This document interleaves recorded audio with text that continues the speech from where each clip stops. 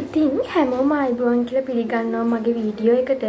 තම්බ්නේල් එකේ දැකපු විදිහට ඔයාලා දන්නවනේ දැන්ට මම මේ වීඩියෝ එකෙන් මොකද්ද ගේන්න බලාපොරොත්තු වෙන්නේ කියලා. ඔව් මම අද මේ වීඩියෝ එකෙන් කතා කරන්න බලාපොරොත්තු වෙන්නේ ඔයාලට විචාර ප්‍රශ්න වලට අදාළව බැද්දේගමට අදාළ විචාර ප්‍රශ්න කොයි විදිහටද ගොඩනගාගන්නේ කියන එක පිළිබඳව. ගොඩක් අය කැමති නෑ මේ බැද්දේගම කියන කතාව කියවලා ඒකේ තියෙන විචාර ප්‍රශ්න වලට උත්තර ලියන්න. ඔයාලා කැමති නෑ මේක ටිකක් දිග කතාවක්නේ. එතකොට මේ විදිහට කැමති නෑ ඒක අමාරුයි කම්මැලි මේ වැඩේ කරන්න මේකට අදාළ කොටස් හොයාගෙන කොයි විදිහටද මේ පාඩම ගොඩනගාගෙන කොයි විදිහටද ඔයාලා විචාර ප්‍රශ්නයක් ලියන්නේ කියන එක සම්බන්ධයෙන්.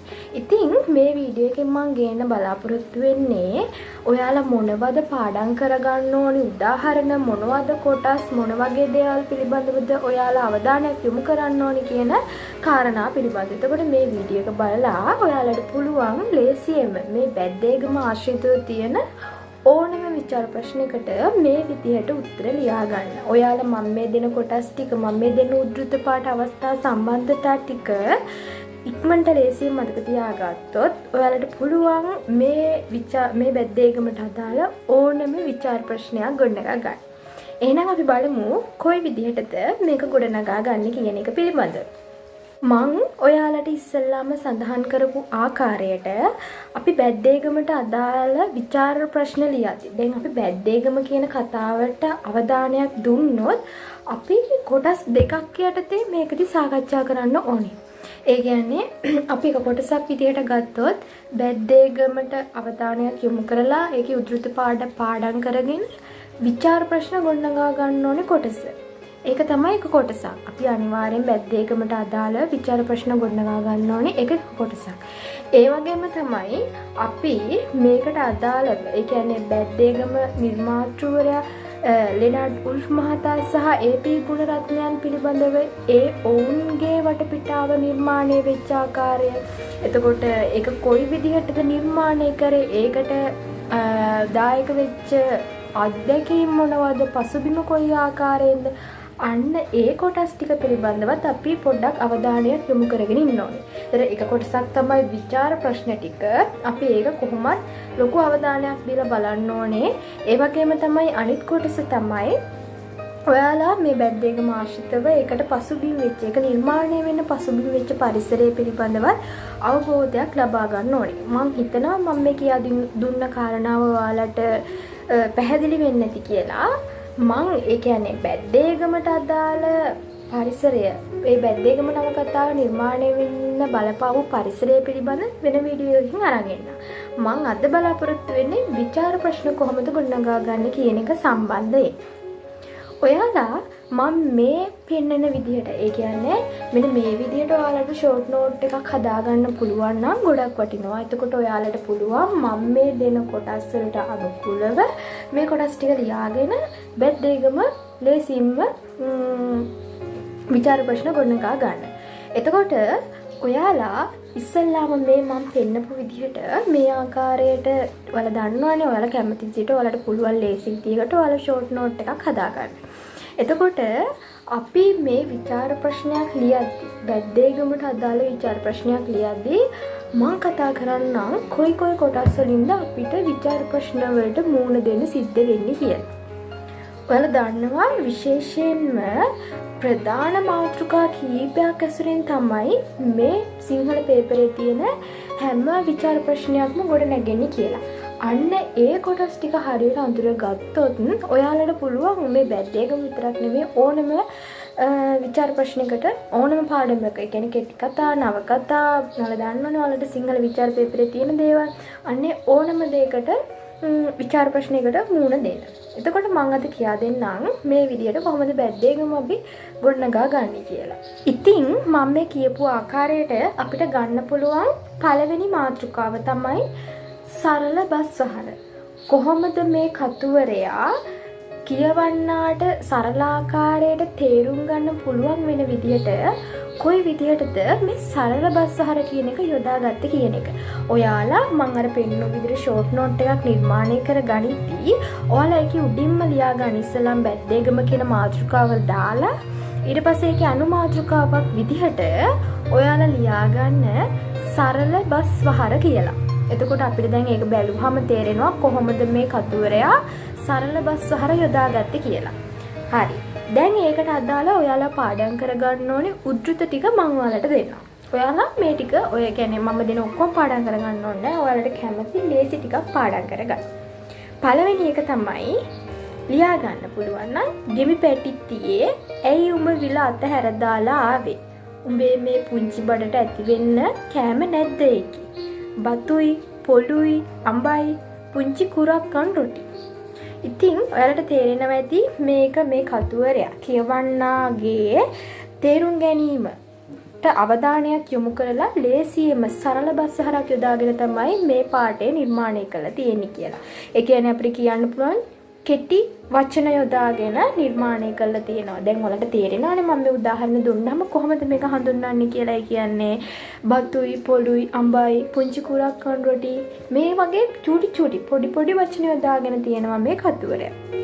එතකොට කියවන්නාට ලේසියෙන් මතක තියාගන්න පුළුවන්. මේ වාක්‍ය ඛණ්ඩය ඇතුලේ පාඨකයාට තේරුම් ගන්නයි කියලා අමාරු වචනයක් මේක තුල නැහැ. ඕන කෙනෙක්ට තේරෙනවා මේක මේ ඒ කියන්නේ උපමාවක් තුලින් යොදාගෙන නිර්මාණය කරලා තියෙන වාක්‍ය රටාවක් කියලා. එතකොට අපිට මේක සරල බස්හර විදියට යොදා ගන්න හැකියාවක් තියෙනවා. ඊළඟට අපිට දෙවෙනියට යොදා ගන්න පුළුවන් එක තමයි බැද්දේගම අවට පිහිටියේ මෙබඳු වනයකි. ගමේ අතන මෙතන ගෙවල් 10කි. වරිච්චි බැඳ මැටි ගසා සාදා ගන්නා ලද ඒ ගෙවල් කුඩා දිලිඳු පැල්පත්ය. එතකොට මේක මේ කතුවරයා ඉතාම ලස්සනට නිර්මාණය කරලා තියෙනවා නේද? ඒ කියන්නේ සරල සුගම බස්හරක් යොදාගෙන නිර්මාණය කරලා තියෙනවා. ඒ කියන්නේ මේ පාඩයෙන් අදහස් කරලා තියෙන්නේ බැද්දේගම ගම්මානය කොයි විදිහටද නිර්මාණය වෙලා තියෙන්නේ කියන එක. බැද්දේගම නිර්මාණය ඒ කියන්නේ ඒකේ තියෙන ගම් ඒකේ තියෙන නිවාස කොහොමද නිර්මාණය වෙලා තියෙන්නේ? ඒකේ පරිසරය වනය කොයි ආකාරයටද කියවන්නාට එයාගේ චිත්‍රූපම වෙන ආකාරයට ඒ කියන්නේ කියනවා ගෙවල් 10ක් වගේ තමයි තියෙන්නේ. කුඩා දිලිඳු පැල්පත් චූටි පැල්පත් විදිහට දිලිඳු පැල්පත් විදිහට තමයි මේවා නිර්මාණය වෙලා තියෙන්නේ කියලා. එතකොට ඔයාලට හිතින්ම වෙනවා මේ බැද්දේගම කියන එක කොයි විදිහට නිර්මාණය වෙලා තිබ්බේ කියන එක සම්බන්ධයෙන්. ඒක තමයි දෙවෙනි එක. ඊට පස්සේ අපිට තුන්වෙනි එක ගන්න පුළුවන් ලියා ගන්නවා බොහෝ වනසතුන් මෙන් සිනිඳුද නිදාගත්තේ දෙනෙත් ඇරගෙනය. බල්ලෙකු මෙන් ඔහු නින්දෙන් බිරුලයි. ගොරවයි තිගැස්සෙයි. එහෙත් ඔහු නිදාගත්තේ මුවෙකු මෙන් ඉතා කෙටි නින්දකි. එතකොට මේක කියවුවහමත් ඔයාලට තේරෙනවා සිලිඳු කියන පුද්ගලයාගේ චරිතය කොයි විදිහටද පාඨකයා නිර්මාණය කරලා තියෙන්නේ කියලා. එයා ගමේ සත්තුත් එක්ක ජීවත් වෙන මිනිස්සෙක්, දඩයක්කාරයෙක් වගේ. එයාගේ නින්දත් සත්ෙක්ගේ ආකාරයට තමයි නිරූපණය කරලා තියෙන්නේ. එතකොට එයා ගමේ හැදිච්ච වැඩිච්ච සත්තුත් එක්කම සම්බන්ධ වෙලා වනයේ ජීවත් වෙන මිනිස්සෙක් වගේ තමයි මේ සිලිඳුගේ චරිතය නිර්මාණය කරලා තියෙන්නේ මේ කතුවරයා. එතකොට ඒක තමයි තුන්වෙනි පාඩය. ඊළඟට අපිට ගන්න පුළුවන් කොටස තමයි කොටි නෑම්බියෝ හැමදාම අපොච්චිගේ ගුහාවේ තුරුළු වෙලා ඉන්නේ නැහැ. මෙන්න මේ කොටස වලට හොඳට මතක ඇති කොයි වගේ විදිහටද කොයි වගේ අවස්ථාවකද යොදාගත්තේ කියලා මේ කතුවරයා. එතකොට පුංචි මැණිකා සම්බන්ධයෙන් තමයි මේක නිරූපණය කරලා තියෙන්නේ. එතකොට ඔයාලට ලියන්න පුළුවන් මේ ගොඩක් අවස්ථාවලට යොදාගෙන තියෙන්නේ පරිසරය ආශ්‍රිත කරගත්තු. ඒ කියන්නේ සත්තුන් යොදාගෙන වනය ආශ්‍රිතව යොදාගෙන තමයි මේ කියන කතුවරයා මේ කතාව නිරූපණය කරලා තියෙන්නේ. එතකොට කොටි නෑම්බියෝ වගේ වචන නේද? ගුහාව මේ වගේ වචන පාවිච්චි කරලා ගොඩක් වෙලාට ඒ කියන්නේ අපි ඉස්සෙල්ලා කතා කළා සිලිඳුගේ චරිතය මේ විදිහට නිර්මාණය කරලා තියෙනවා කියලා. එතකොට ඔයාලට මේවා සේරම මේ කියන ඔක්කොම පාඩයන් ටික යොදා ගන්න පුළුවන් කොයි විදිහටද මේ සරල බස්හර යොදාගෙන තියෙන්නේ කියන එක සම්බන්ධයෙන් ඔයාලට කතා කරන්න පුළුවන්. එතකොට මම මේ ඉදිරිපත් කරපු මේ වගේ දේවල් ඔයාලට සරල බස්හර විදිහට මතක තියාගන්න පුළුවන්. එතකොට ඔයාලා මම මේ කියා දුන්න දේවල් ටික ෂෝට් නෝට් එකක් විදිහට ලියා ගන්න. එතකොට ඔයාලට දැන් සාමාන්‍යයෙන් සරල බස් ආහාර යොදා ගන්නවා කියපුවම ඔයාලට මේ කියපු උද්ෘත ඔක්කොම දාන්න ඕනේ නැහැ. සියල්ලම දාන්නත් දාලා නැහැ. ඔයාලට පුළුවන් 3ක් වගේ යොදන්න. ඒ වුණාට සමහර විචාර ප්‍රශ්න එනවා සරල බස් ආහාර වගේම තවත් ඒ කියන්නේ උපමා රූපක ඒ වගේ දේවල් යොදාගත්තේ කොහොමද නේද? සංවාදාත්මක අවස්ථා සම්බන්ධ මේ දෙකක් එකට එකතු කරලා විචාර ප්‍රශ්න අහන්න පුළුවන්. එතකොට ඔයාලට 3ක්ම යොදන්නත් අවශ්‍ය නැහැ. දෙකක් වගේ යොදන්න පුළුවන්. එතකොට ඔයාලට තේරෙනවා ඇති කියලා හිතනවා මම මේ අදහස් කරන දේ.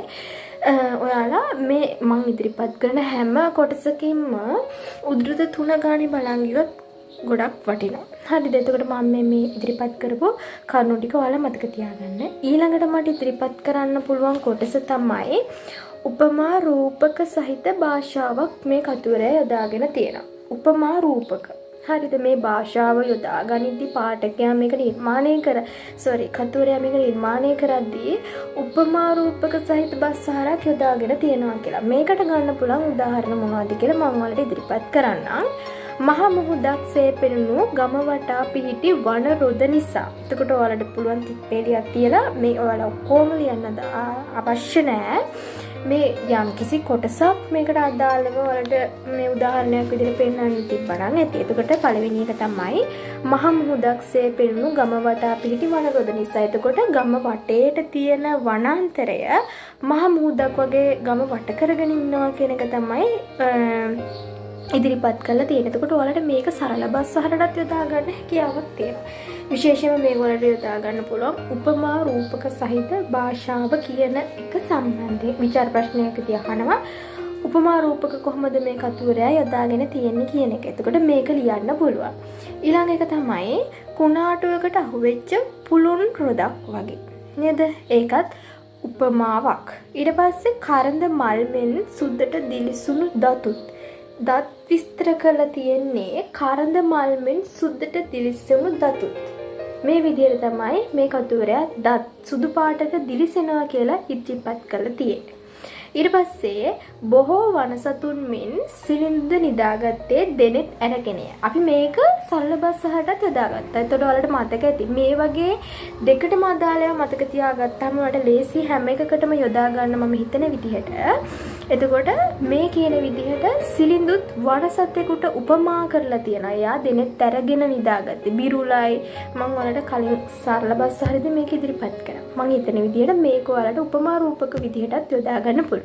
එතන මෙන්න මේක ගොඩක් වැදගත් වෙනවා. මේක සරල බස් ආහාරයටත් උපමා රූපක භාවිතයටත් ඔයාලට යොදා ගන්න පුළුවන්. මම හිතනවා මේකත් ඔයාලට තේරෙන්නේ නැති කියලා. ඊළඟ කොටසේ විදිහට මට ඉදිරිපත් කරන්න පුළුවන් පරිසර වර්ණනාත්මක බස. පරිසරය වර්ණනා කරලා තමයි මේ කතුවරයා මේක නිර්මාණය කරලා තියෙන්නේ. කොයි විදිහටද පරිසරය වර්ණනා කරලා තියෙන්නේ කියන එක අපි දැන් බලමු. එතකොට ඊළඟට ඔයාලට ලියා ගන්න පුළුවන් ඇසල මල් රෑනින් මුළු වනය රන්වන් උනේය. සුදු කරඹ මලින්ද සුදු හා දම්පාට කෙනත් මලින්ද පඳුරු ඇසී ගියේය. එතකොට මේ කතුවරයා ඊටම ලස්සනට පරිසරය වර්ණනා කරලා තියෙනවා. නේද? ඒ කියන්නේ ඇසල මල් පිපිලා, ඇහැල මල් පිපිලා ඔක්කොම මුළු පරිසරෙම රන්වන් පාට වෙලා. ඔයාලා දන්නවා කහ පාටයි කියලා. එතකොට රන්වන් පාට විදිහට තමයි මේ කතුවරයා මේක නිරූපණය කරලා තියෙන්නේ. එතකොට මේක ඔයාලට යොදා ගන්න පුළුවන්. ඊට පස්සේ සුදු කර්ම මලින්ද සුදු හා දම්පාට කෙනෙත් මලින්ද පඳුරු වලින් වැසී ගියා. ඒ කියන්නේ පඳුරු වල මේ කෙනෙත් මල් සුදු කර්ම මල් පිපිලා තියෙනවා. එතකොට මේක අපිට පරිසර වර්ණනාත්මක භාෂාවක් යොදාගෙන තියෙනවා කියලා ඉදිරිපත් කරන්න පුළුවන් එක කොටසක්. ඊළඟ එක විදිහට අපිට ගන්න පුළුවන් හැම වනයක්ම භයානකය. එහෙත් බැද්දේකම අවට තිබුණු වනය තරම් භයානක වනයක් තවත් නොවීය. වනගැබින් නැගී සිටි මුදු කන්දක මුදු නැට නැගුණු විට හැම පැත්තකින්ම සැතපුම් ගණන. ඔයාලා ඔය පොඩි කොටසක් ලියලා තිප්පේලියක් තියන්න. ඒක ප්‍රමාණවත් ඔක්කොම ලියන්න අවශ්‍ය වෙන්නේ නැහැ. එතකොට මෙන්න මේ විදිහට මේ බැද්දේකම තිබිච්ච භයානක ස්වරූපය මේ කතුවරයා කොයි විදිහටද නිරූපණය කරලා තියෙන්නේ කියලා අපිට මේ විදිහට ගන්න පුළුවන්. හරිද? එතකොට මම ඔයාලට මේ විදිහට ගන්න පුළුවන්. ඊළඟ තව මේකට අදාළව තව කොටසක් මම ඔයාලට කියන්නම්.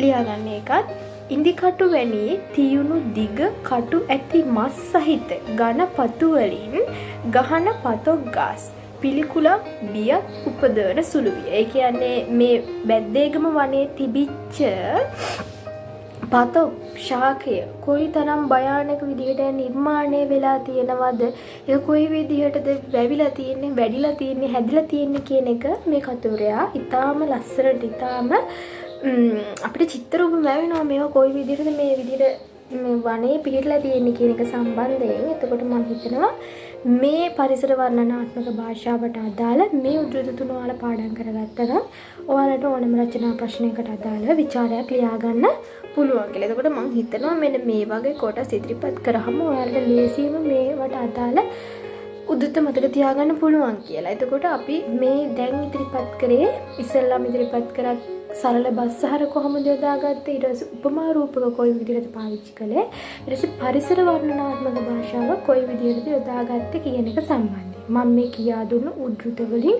අඩුම 3වත් ඔයාලා මේවට අදාළව පාඩම් කරගත්තොත් ඔයාලට අනිවාර්යෙන් ඕනම විචාර ප්‍රශ්නයකට ලියන්න පුළුවන්.